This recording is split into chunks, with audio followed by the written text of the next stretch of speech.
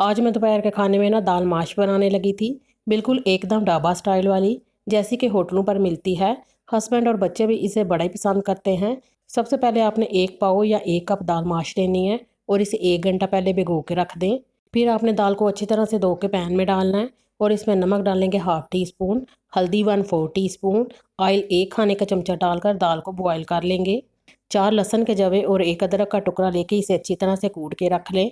दाल के ऊपर आने वाली झाग को उतार लें। दाल जब 80% गल जाएगी तो इसे टोकरी में निकाल लें।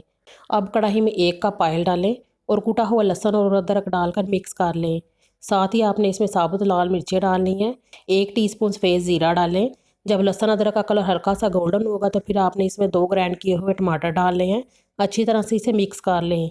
फिर इसमें पिसा हुआ धनिया 1 टीस्पून डालें, हल्दी 1/2 टीस्पून, नमक 1 टीस्पून, लाल मिर्चें 1/2 टीस्पून, कूटी मिर्चें 1/2 टीस्पून डालकर आपने मसाले को अच्छी तरह से भून लेना है।